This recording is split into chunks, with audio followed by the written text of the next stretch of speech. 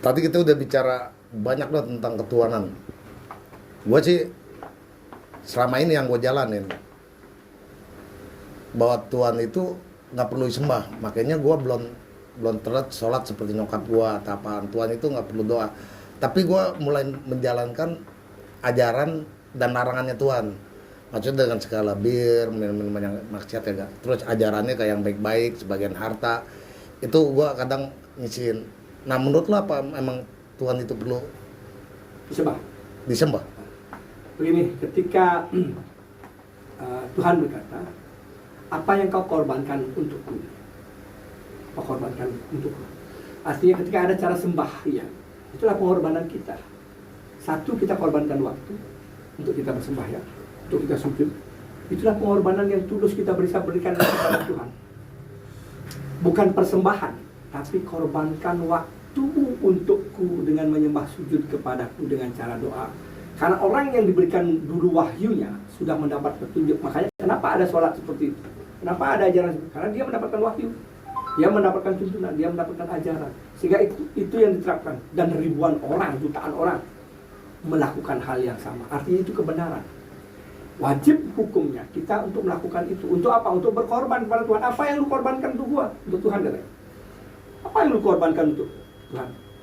Misalnya dari sisi harta gue sedekain gitu, si A atau si B ya. Dari waktu itu yang tadi berbuat baik itu ya, iya.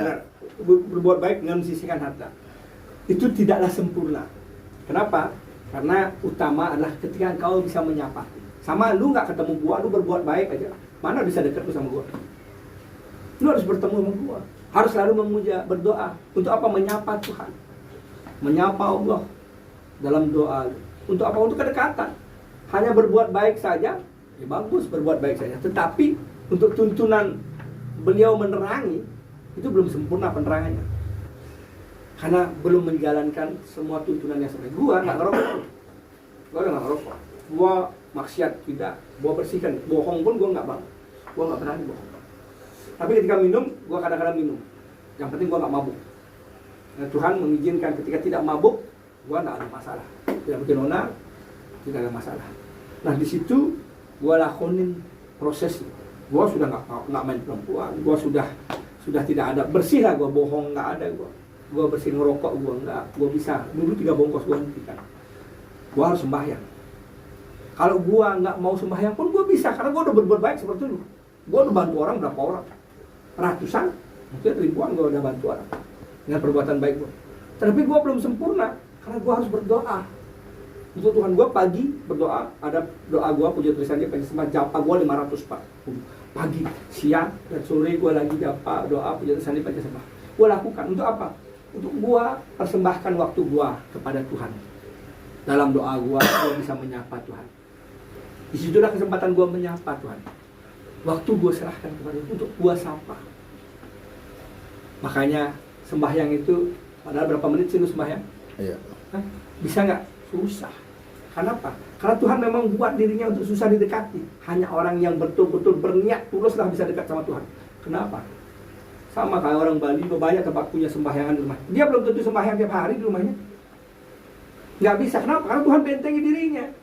Hanya orang tulus dan niat tuluslah kepadaku. Ketika engkau nggak tulus, engkau nggak akan bisa dekat denganku.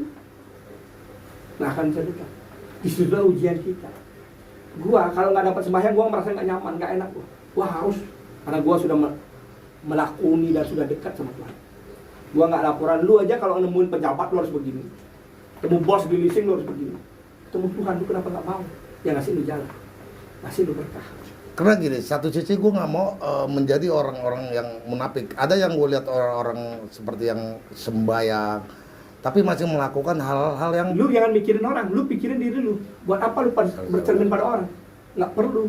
Lu bercermin pada diri lu, kepada Tuhan. Sama kayak gua. Gua kalau mau ngeliat orang, gua nggak sembahyang mungkin. Banyak orang yang pakainya putih-putih tapi kelakuannya masih maksiat, masih lawan. Kalau gua bercermin sama dia, gua nggak akan sembahyang. Ngapain gua bercermin sama dia? Gua bercermin pada diri gua dong, sama Tuhan gua. Gua meyakini. Untuk apa? Untuk gua mendapatkan berkah. Gua sama manusia aja harus begini. Kalau mau pejabat menghadap jam-jaman disuruh nunggu, kita tunggu. Sama Tuhan, lu hanya diminta 30 menit, 15 menit. lu nggak bisa. Ada dia memberikan, masa lu nggak bisa lakukan itu? Lakukanlah itu jika lu ingin lebih berkah dari Tuhan. Jangan lu mikirin orang, jangan lu lihat orang. Ketika lu lihat orang, lu nggak benar. Ngapain lu bercermin sama orang? Bercerminlah pada Tuhan. Itulah yang harus lakukan. Lu berjam-jam di sini, berhari-hari lu ninggalin rumah lu, ada ke Bali, hanya untuk berapa menit saja lu nggak bisa.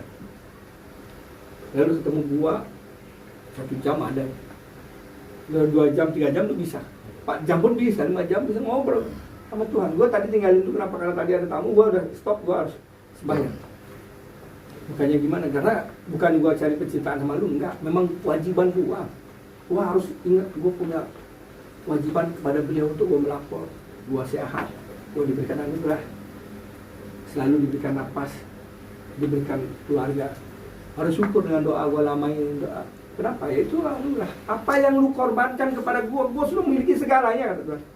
Uang gua punya apapun, gua waktumu yang belum tentu lu bisa berikan kepada Tuhan. Dia tidak minta apa, waktu kita kadang-kadang gak bisa pada Tuhan. Gak ada waktu kita. Nah ini yang diminta, waktu, doa, ketulusan dan perbuatan. Jangan hanya berdoa tapi lu masih maksiat. Jangan hanya berdoa tapi lu masih nipu, masih berkorupsi. Cuma juga gak ada artinya. Tuhan tahu gak akan diterima doa lu. Lu biar lu sembah sujud kepada Tuhan, gak akan diterima sembah lu. Tetapi ketika orang yang sudah berdoa, yang gue yakini, orang yang sudah selalu berdoa, dia akan mulai mengarah ke jalan baik. Karena dia sudah tahu dengan Tuhan.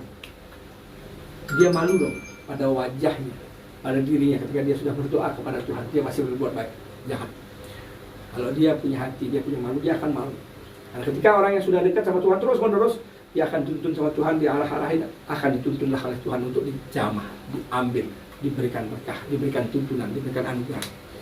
Gua yang ngerasain seperti itu, dan gua akhirnya dituntun oleh Tuhan. Gua yang tiap hari mencari Tuhan, waktu itu gua nggak tahu Tuhan akan menyapa gua.